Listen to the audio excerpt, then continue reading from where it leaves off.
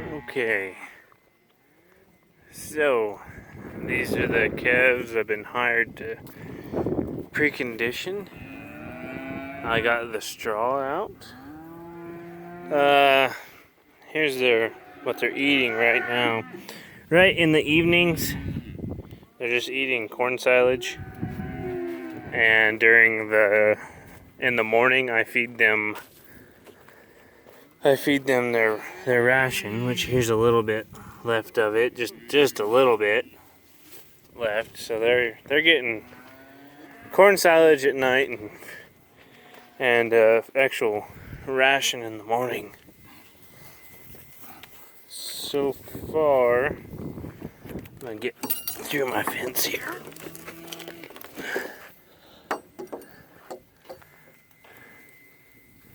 I'm pretty impressed with these calves. With what they've done so far. I have doctored 11 heads so far. That one's got a little bit of a cough, but he's not sick. You'll see I put the wheat straw out. I didn't spread that bale out. There's a couple of calves over against that fence I doctored, but here's the main reason. And we have rain in the forecast, thankfully. But I mean, that's just powder ass dry. And you'll see that dust just carry on. Well, when you got calves in here, it just creates a cloud of dust and it stays dusty. So well, I'm hoping that we get some rain like they said we're going to. If not, then I'll take some more hay and lay here and probably there, and that'll get enough of the pen to stop a lot of the issues that we're having. And it's everywhere. Our roads are terrible right now. I mean, it's just powder. Everything's turned to powder. And that's just part of living where it doesn't rain. So here's my yearlings that I'm hoping the market will go up and I can sell. I think they're little, but everyone else seems to think that they're getting pretty big. This is my buddy. Yeah, this is my buddy. Hey, what are you doing? What are you doing? This is my buddy. I made a short little clip on Instagram. A lot of you may have seen it, where I made the comment that the market's bad enough that I won't be able to sell her. I'll just have to keep her. But this one's been this way since she came in. I don't know if she was somebody's pet or what, but she has become my friend. Okay, I just crawled over the fence. So, like, I don't whether she was a bottle baby or what. But, oh, that's my favorite part of the cow. Oh, look at the waddle. But somebody, she's just pretty calm. Ooh, what are you gonna do? So, I enjoy having her around. I'm actually gonna keep her and just turn her into a cow. That way, when she gets to be 10 years old, she can run me over because she thinks she's gonna get fed. But I mean, she's pretty calm. She really likes her hump scratched. But she'll let me pet just about anywhere on her. Even the big old floppy ears. But I promise that's not what I was gonna make this video about. I was making it about my wheat straw, and to kind of show you another way I use it, not just for warmth and I guess when it gets too snowy and muddy in the pens, I use it to stop the mud, and now that it's super dry, I'm using it to stop the dust. So it's pretty useful to have on hand. In the winter, I would charge somebody for it, but it being because it's dusty, I'm not going to charge the guy for it. I don't want him to send me more cattle. Anyway, so like on the ration, one reason I'm doing that is because I don't want the calves to gain too much starting out. And then because the one problem with preconditioning cattle is if you feed them too much of a high protein feed, or where they're gaining really bad or really well, then when you send them out to grass or wheat pasture, if they're not going to continue on a ration, then they can lose weight. They can actually turn around on you, and it'll cause them to crash, and you don't want that. I was also asked a question, what is preconditioning? And my wife's a lot more educated than I am, in the sense that she learned, got an actual animal science degree, and I just learned the things, learned it from here and stuff like that.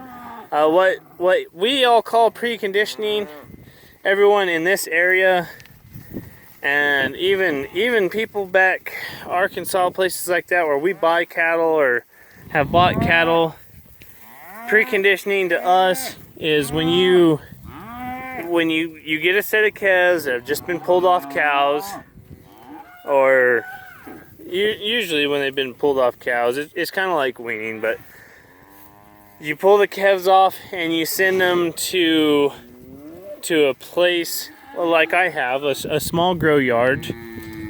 And what happens is these calves are meant to either go to wheat or grass or some place that they're gonna be out and about. And so what happens is these cattle come to me, and I will brand them with the owner's brand, ear tag them, give them all their shots, and I will hold them here for 30 to 45 days. That's typically 45 is about as long as they do, and 30 is kind of shorter, and that's what I'm doing, is 30 days. Because the majority of your cattle are going to get sick in the first 30 to 45 days. Usually the first 30 days. And that's why you hold them 45 days, is because they're cleaned up for 2 weeks. And so the cattle will come to me. I will give them their shots and give them all their brand, whatever that the cattle require to go out on grass or wheat. So I'll brand them, ear tag them, dehorn them, castrate them, worm them, whatever the owner wants. And then I will send those, I will just send them here in my yard, and I will feed them. I know people who just feed them hay and a little bit of a ration. It's really, there's a lot of different ways to do it, and I've chosen to feed half ration, half silage. I fed them some hay when they came in, but I'm not going to keep hay out for them. That's one thing you can do, but I don't have any cheap hay to keep out for them, so I'm not going to do that. And pretty much I just wait for them to get sick. And when they get sick, I give them a shot. And all the cattle, whatever cattle are supposed to die here on my watch. And whatever cattle are supposed to get sick, usually get sick here on my watch. And it's my job to give them all their shots and keep them alive. And the more of them I keep alive, the better I look. And some owners, the other thing about that is some owners will send you really terrible cattle and expect you to keep them all alive, and that just doesn't happen. And there's just a lot of different ways, but usually usually they're never happy with what they have to pay you. So that's the other downside of it. But that's preconditioning. That's my wife calls it backgrounding, but nobody here calls it that. I've never. I mean, I guess that's kind of maybe an Eastern thing where they call it that, but everyone here calls it preconditioning. We're conditioning the cattle for the next stage in their life. This usually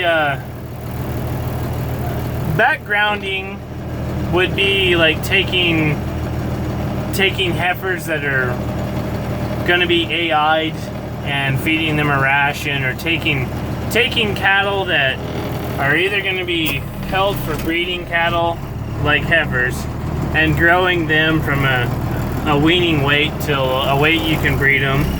That's what we consider backgrounding.